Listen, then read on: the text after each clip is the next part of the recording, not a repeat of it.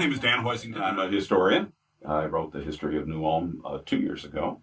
I was honored to do that. And you gain a sense of this community being really special. And I've had the opportunity here to talk to Marion Pfaender Downs, which to me is incredibly special. And just to start, what year were you born? I was born in 1914, January 26th. Okay. Where were you born? I was born in the house that I lived in. You were born at home? All my life. Okay. Yes, born at home. Dr. L.A. Fritchie delivered me, and it's at 619 Center Street. It's still standing. Yeah, I know the house. Yeah. Your parents have gotten moved in just a few years before. Is your brother? You have one brother, is that correct? I have one brother, and he died 2 years ago. Okay. Now, is he older or younger? He was 2 years older. He Okay. died at the age of 92, and now I'm 92, and I'm still here.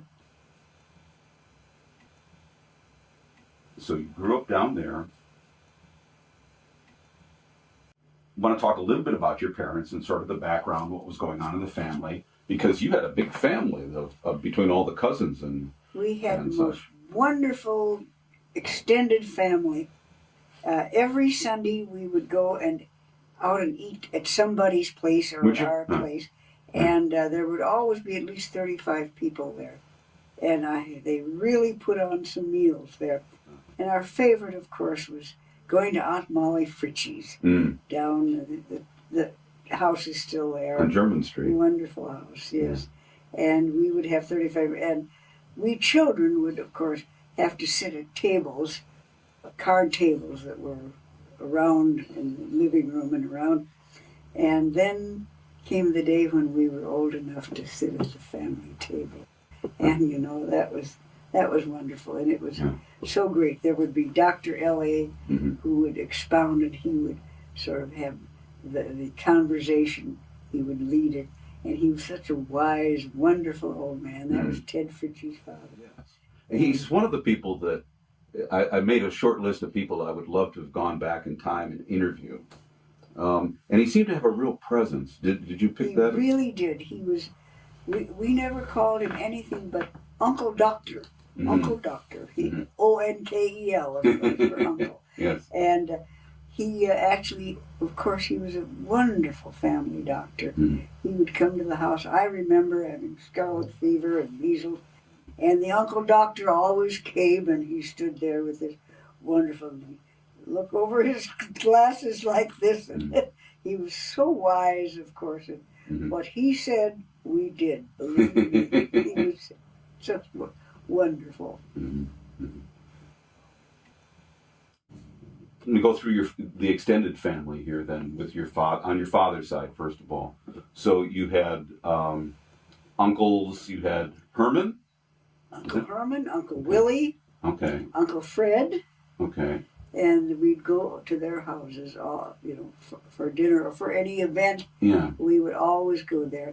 We would go to, particularly, it was such fun at Uncle Herman's, up at the farm. Okay. Which is where did he live? I don't know. Is it where the old Pfaender homestead was? Oh, okay. It's still there, and of course the monks still run it.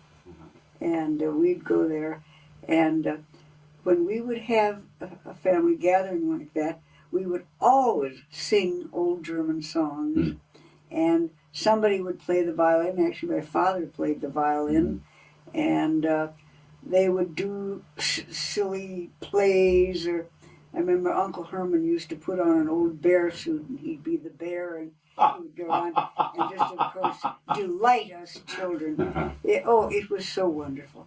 And one winter we even went out all the way on a sleigh, and it happened to be minus 20 degrees, and I was in high school at that time, and we went out there for our dinner, and I remember being very, very cold in the sleigh. But of course, when we got there, the warmth of the whole family and the fun we had. I know all of those old German songs. I still sing them in your head every once in a while, or out loud even. You bet. I just love it. So I didn't remember when you mentioned Uncle Willie, because he died a little bit. Yes, he younger. was the first one who died. Okay. But he was out there, and then his son Rudy ran that place. which was up on the hill. Was it the nursery? Yes, he was the nursery man, and he developed the Mendel pear. Mm. He really was a very bright man who put together all these pears and finally got one that would survive in this kind of weather. We thought he was very bright. He was. Yeah, he really was. And then Fred, I don't remember what he did. Uncle Fred, he did insurance. Okay, that's and right. he was the chief of the volunteer fire department. Oh. All of my life, anyway, he was always the chief. And it was wonderful. We'd be at a family dinner, and the thunder would come, and lightning.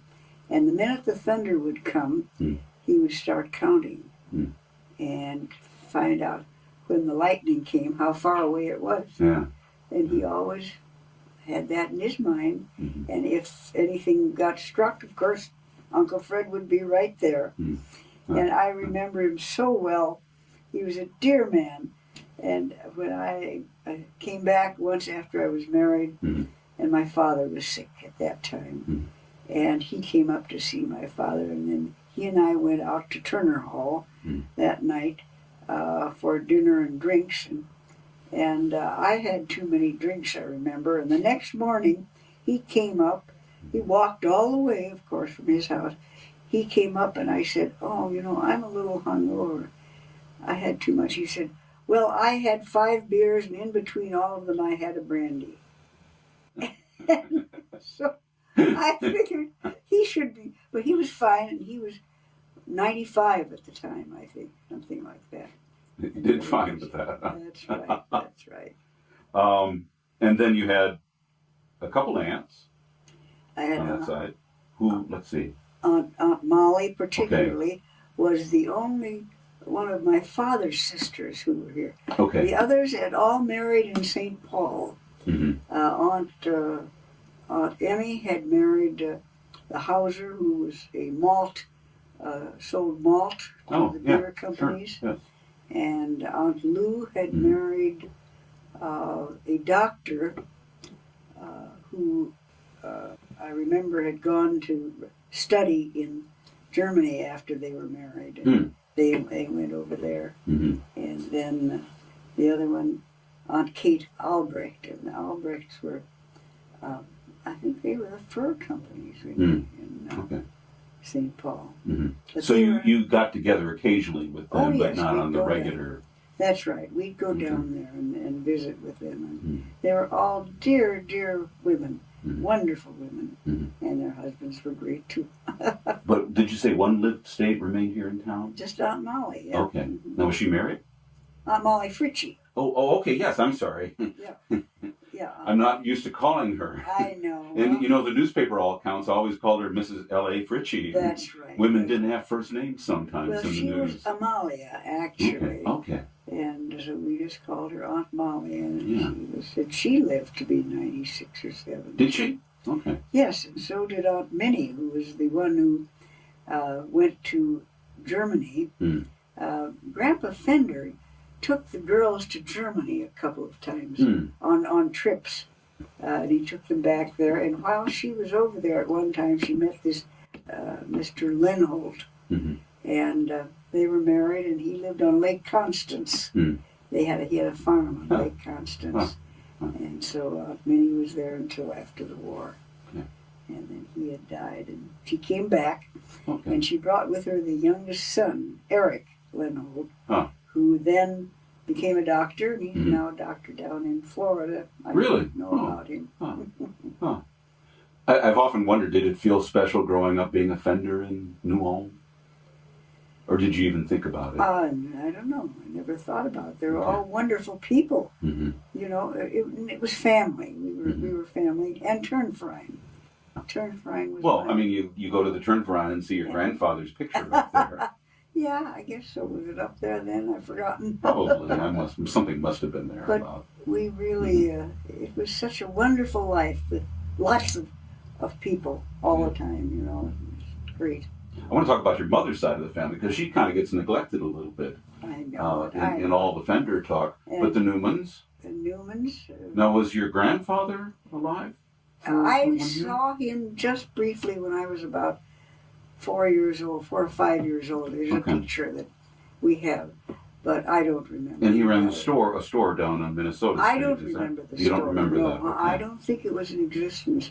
Okay. When I think he had retired by that time. And, but he did have a store, and I've seen pictures of it. And my mother was clerk there at the dry goods store. Oh, was she? Okay. And now, were there family members on that side, uncles and aunts on that side too? Well, yes. Actually, my how did it go now? I always forget. My Aunt Lou Pfaender was the oldest one, and she had married by the time my mother's and her mother's mother died. By the time their mother died, my mother was about 14, I think. But Aunt Lou had married Uncle Fred by that time, and later, of course, my mother married Uncle Fred's brother Albert. Oh, I didn't know that. Okay. Yeah, two brothers married two sisters. Oh, interesting. Just part of the complicated relationship that the Newmans and the Pfaenders have. Okay. It's very complicated. I don't know if you want to know about it. Well, we'll save that for later on. I want to get to your parents a little bit now. You know, one thing that strikes me is how old was your mother when she got married? Well, she was 25. Okay, because he was older. He was 8 years older. Yeah. Yeah. He was 41 when I was born, and she was 33, something like that. Yeah. They married a little older then too, I guess. But I always pictured that the Pfaenders sort of were like fine wine. It took them a while to mature, but once they did it, they were a great vintage. That's they were slow bloomers. Something like that. Something like that. And Dad, went to Mankato Normal School. Yeah. And then taught at a little red schoolhouse, believe it or not, out near Essig or someplace like that. Quite a ways out. I have to ride horseback out there. Yeah, I was curious because I saw that he had gone to Mankato State and spent a couple of years as a teacher. That's right. And I didn't know what was. So it was just elementary school out, a country school. I don't know. I think it was. Must have been out in the country like that. Out in the country, taught every age. They did it in those days. Yeah. And then he earned enough money so he could go to the university. And so he went to the university, had a good life there, did very well, graduated, and then came back and read law with, I'll think of the name. Eckstein. Oh, thank you, Eckstein. I did my homework. Right. He read law with Eckstein, and then he finally set up his own. Actually, he worked, I think he was a partner first of Steinhauser, and then he was a partner with, who else? Glotzbach eventually. Yes.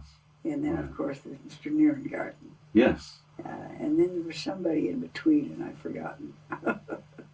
Yeah, I was curious about some of his law partners and such. You mentioned Linus Glotzbach. So you would have remembered when that would have been when you were in town growing up. Oh, of course. When he was partners with I Mr. remember Glotzbach. that, and we used to have roomers in our house. R-O-O-M-E-R-S. I was going to say, please start telling them here. That's right. You did, okay. And Lucille Glotzbach was one of our roomers. Oh. I got to know Lucille very well, too, as well. And then she married Linus Glotzbach. Yeah. Well, I was still around then, and they were all still around. Now, where was your father's office? Law. It was down off of Broadway there, towards the Center Street. Okay. On the street, one or two blocks from Center. Okay, so he was in what I think of as the Fritchie block. Actually, I think so. Yeah. That big building by City Hall. That's right. Okay. Did you go down? I mean, did you enter that world at all growing up? Well, I did a little. I remember when he was running for governor, on the Democratic ticket, he wanted to send out thousands of letters that were signed personally. So I copied his signature And so I wrote all those letters. So I'm used to writing His name. his name, and my name I write just the way he did.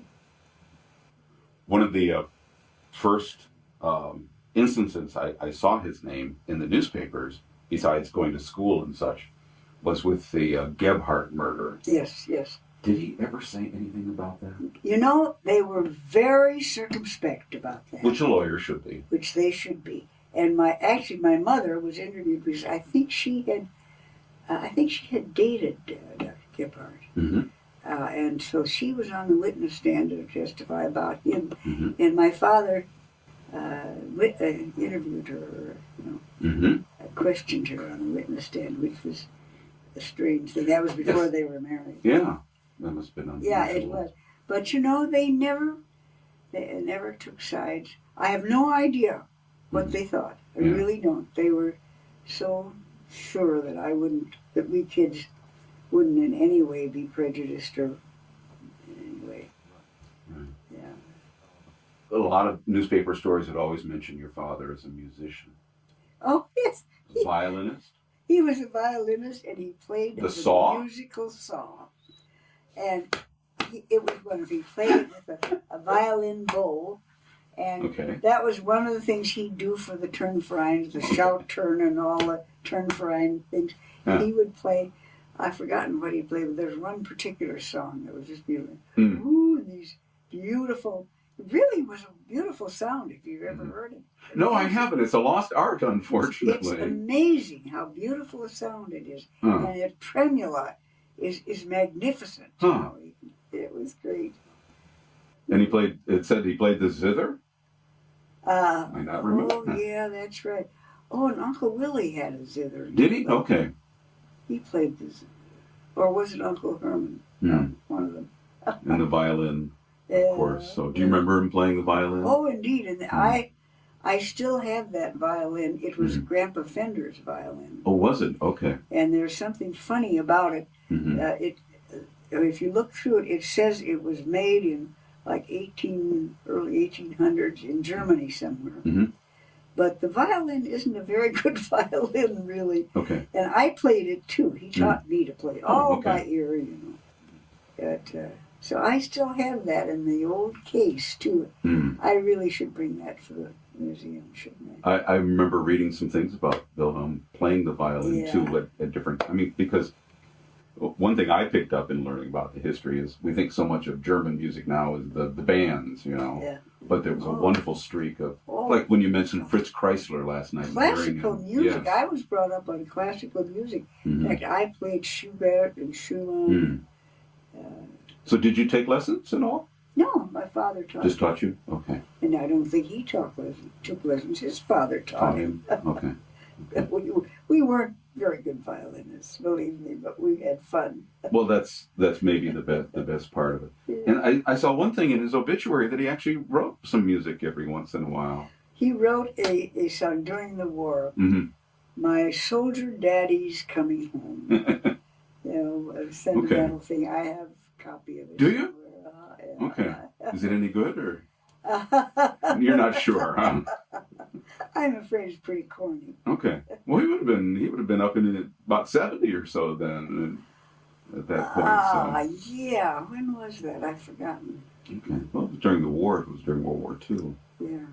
We've done that. So a talented man. And then, of course, another talent was his. They always remarked what a wonderful rifle and pistol shot he was. That's right. Right. And he suffered hearing loss from it. Did he? I remember seeing him in court. He would go like that all the time. Yeah. He had a high frequency loss, just like Ted Fritchie had too, from the same thing. They were all expert shooters, hunters. Now, where would you go out to practice? Well, they'd go hunting. Okay. And also in the Army. Now Ted was in the ROTC, and Dad, of course, was in the National Guard. Yeah. And he was a good shot there. In fact, I have some rifle honors that he won. Really? For being a good rifle shot. Yeah. And he was down on the border, chasing Vila, whom they never found. But but again, now did you ever pick up shooting? I shot a little bit. Just Did you? Okay. Yeah, I'm a good Or was that shot. a sort of a male domain Actually, yeah. where the men went out hunting and the women Well, did not? when my brother and I were growing up, he and I sort of learned to shoot. And up at the lake, of course. Yeah. We'd have little not pistols, but we'd start with BBs, and then we'd have the next one. I've forgotten what it was. Mm-hmm. We'd practice. And again, among his, you alluded to it, his being a politician. Not always highly successful, although you were the state representative. Oh, yes. But that was before you were on the scene, or was it while you were? He was early on. Yes, he was a representative during the early. Perhaps he was around 1915, something like that. Mm-hmm. But then after he lost the governor nomination, yeah, he then went back and got the legislature. Oh, I didn't know that. Again. Oh, interesting. He was in the legislature then, Mm-hmm. and at the same time he was on the Minnesota Board of Regents, of course. So that was while I was in college, actually. Yeah, and that's what I was just curious, particularly that run for governor. You would have been, as you said, a part of that. Yeah, I surely would. As a matter of fact, there's an article in one of the Minneapolis journals Mm-hmm. that I had just made Phi Beta Kappa, and it was in the paper, and this article said, "Governor's daughter stymies his." Oh, really? His campaign by being getting the publications. Yeah. And it was a cute article. Mm-hmm. But he didn't mind it because he said, just so you get my name in the paper. Exactly. So he ran. Do you remember what got him to run for at that point? What inspired him? Well, I think he was a politician, and he thought he could run things better than others could, and I think he could have too. Mm-hmm. Democrat. Yeah, but I think really when he ran, his this early war problem Came really back to haunt came him. back and haunted him, and I think that perhaps has stymied him.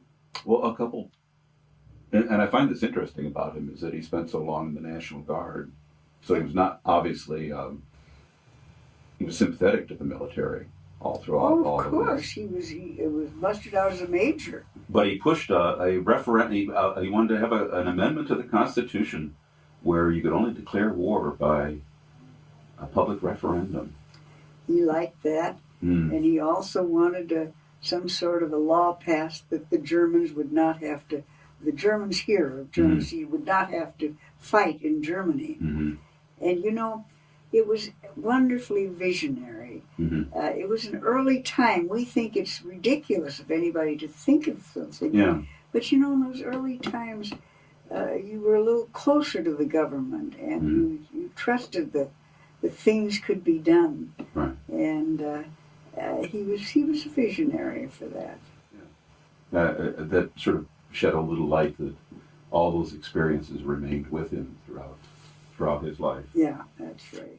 That World War, again, you wouldn't have remembered immediately what was going on in World War I, but did he ever talk about those events in 1917 and 1918?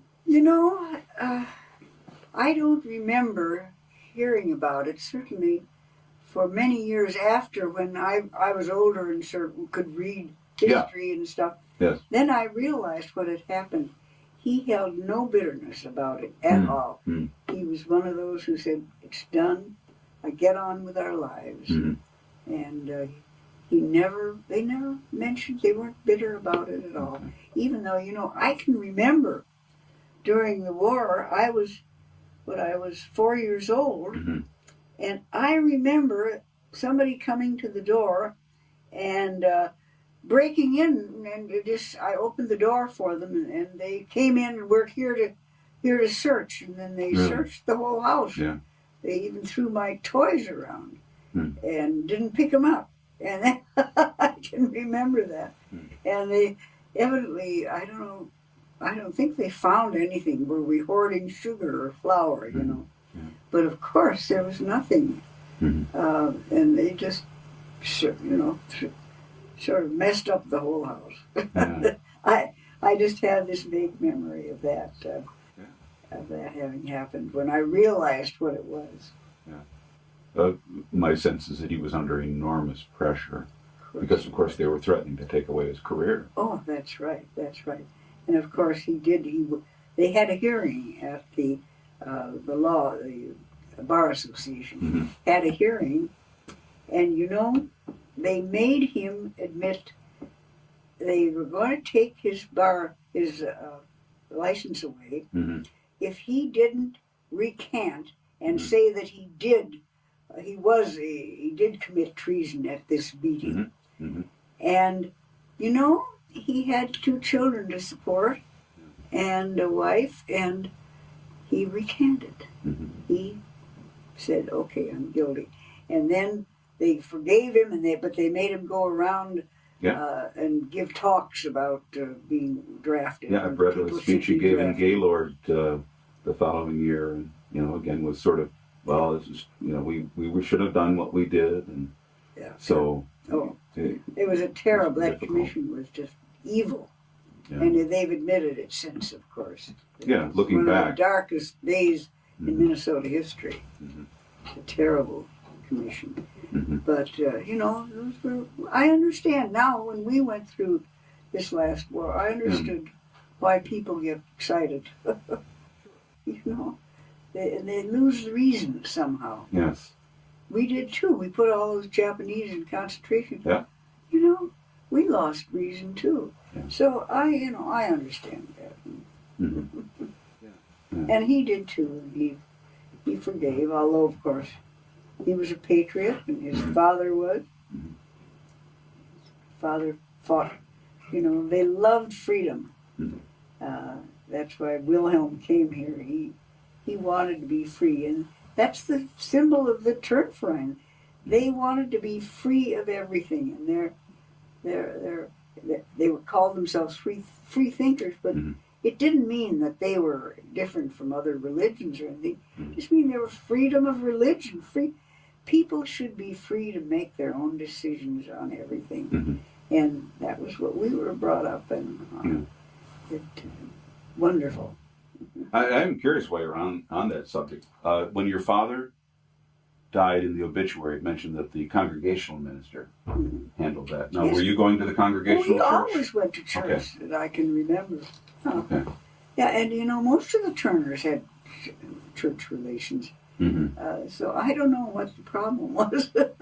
Well, the first generation tended to be more strictly agnostic, I think, you know, saying they just didn't know and let everybody do, and sort of make the shift into the congregational church.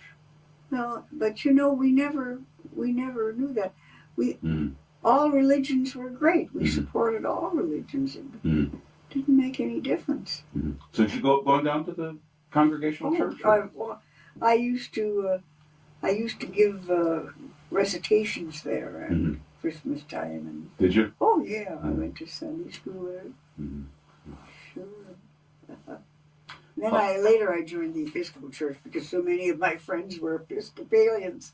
So after you had left town, or no, while I was still in town, I left the Congregational Church, and again, my parents, okay, if I wanted to do that, that was fine. I was about 12 or 13, I think, and all my. Well, you were an independent thinker to go off to a different.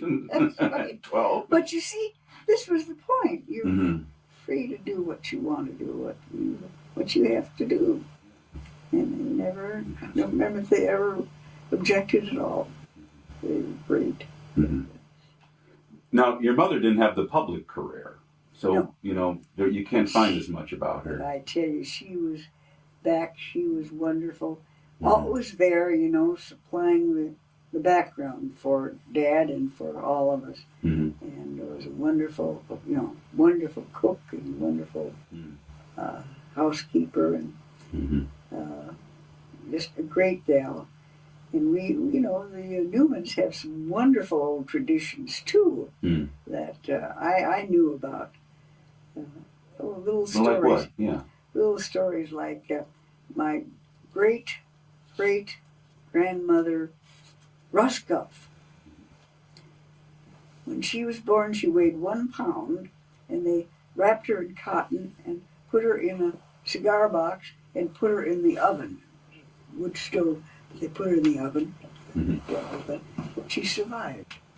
Now, I met her. She lived in her 90s. She was a tiny little woman like that. Uncle John Newman was my mother's brother. Okay. And he went away early on, became a pathologist, and worked in Butte, Montana for many years. Huh. And really, he had all the old family stories. And one of the most wonderful ones was of our great-great-grandparents, who were Newmans. It was a John Newman and a Maria Teresa. My mother's name was Maria Teresa, too. Okay. And they lived in near Gumbinnen, near Königsberg, which was then Prussia and is now Poland. It was right on the way of Napoleon's march to Russia. And they heard, of course, they had a farm and a mill, and they were right on the way, and they heard he was pillaging, burning everything, taking the food away and everything. And so she, days before they knew he was coming, she started praying, and she prayed, Eine Mauer uns baut, dass der Feind vor sich schaut. That means, God, please build a wall around us that will, the enemy will be afraid. The enemy will be fearful of it. It started snowing. Oh. And it snowed, and it snowed, and it snowed, till the house was covered, and the mill was covered, and they that didn't have any fires, so they wouldn't know. Napoleon's whole army walked by for Right by. a couple of days and never saw their house. Wow. Isn't that a wonderful story? It is. So that's the old Newman legend in our family, which was wonderful. Now, was your mother involved in women's groups in town? Oh, yes. She, of course, she had so many friends and very close friends. Who were some of her closest friends? Well, her close friends were people like Martha Arbus, Mrs. Pointer, Mrs. Fogel, Mrs. Sampson. In fact, those are the women, they had the little Dutch club. There were 8 women, and for some 50 years, these women played bridge. And first they played 500, and then they went to bridge. And they were together all of those years, and their husbands died off, and they stayed together. It was written up in the paper at one time. Really? Because they had been so cohesive a group. And we all lived sort of in the same area. The Sampsons and the Pointers and the Arbus and Fogel, everybody lived sort of within very easy walking distance. Of course, we walked to everything. Didn't hop in a car and drive, did you?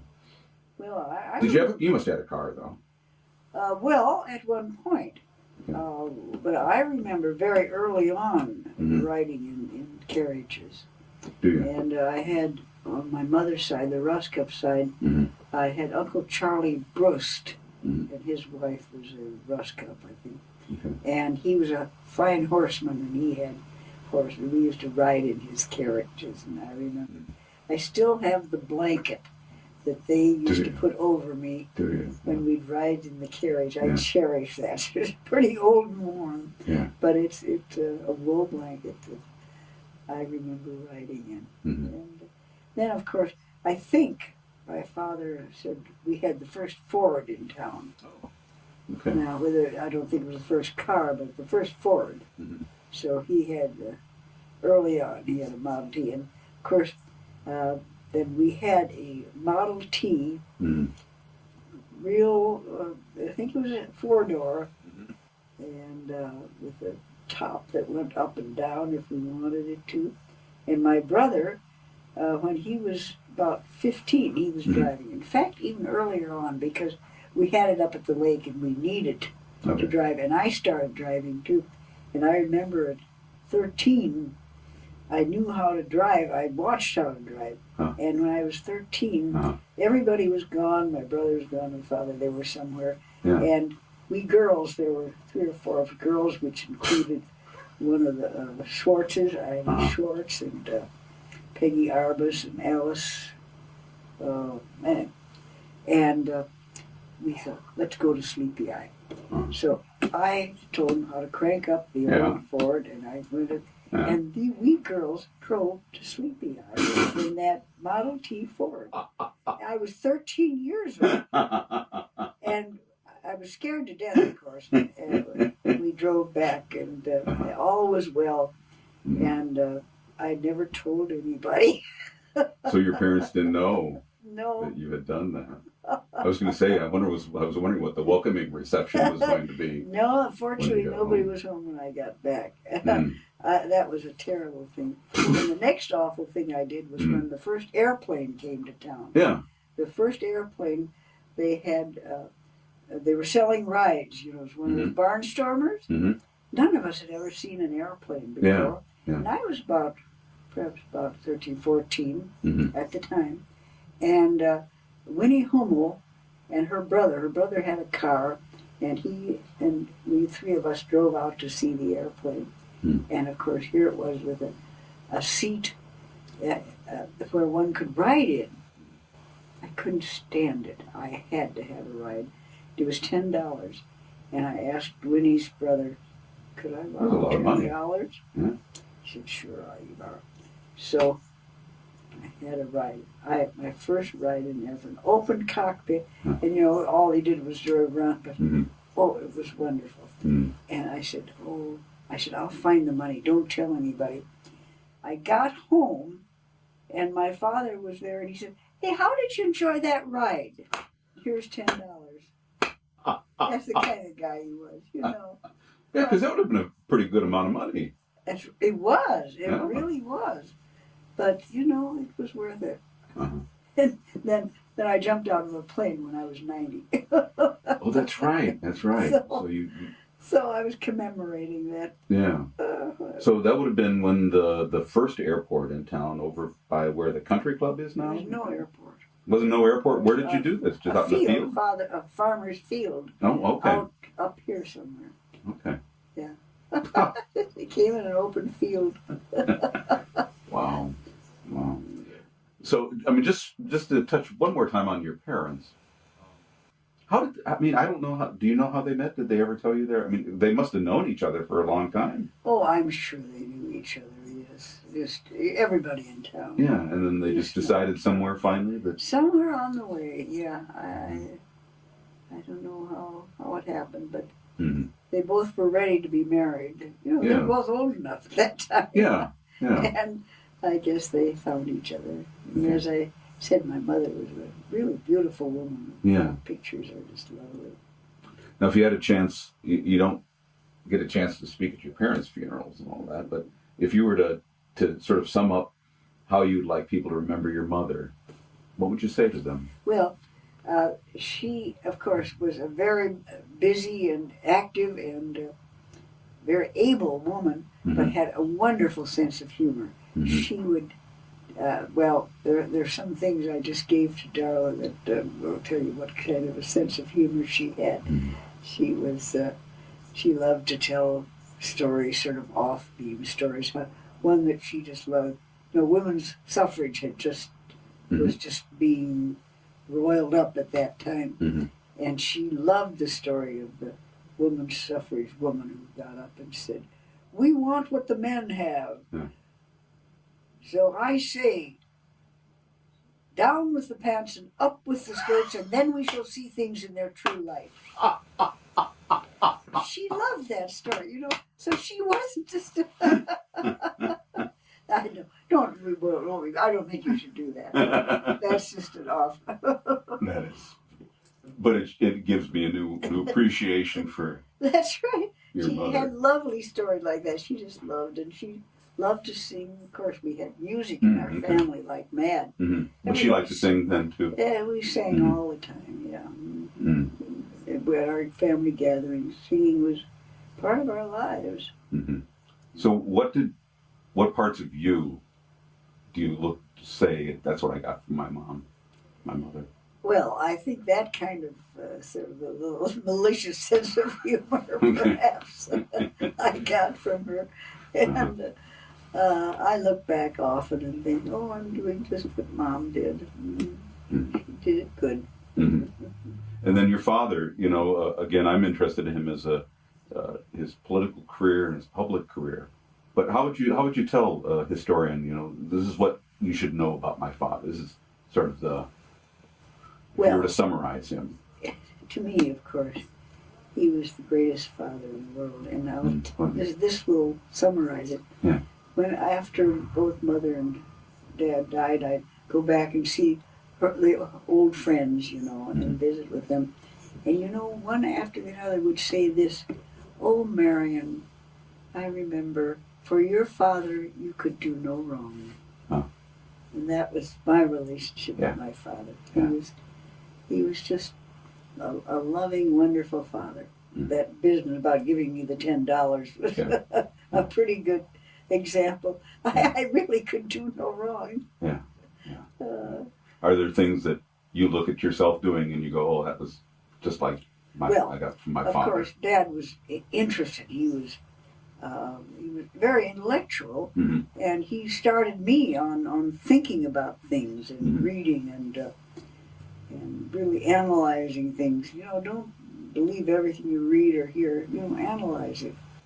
And he had a good mind, and he transferred as much of it as he could to me. Yeah.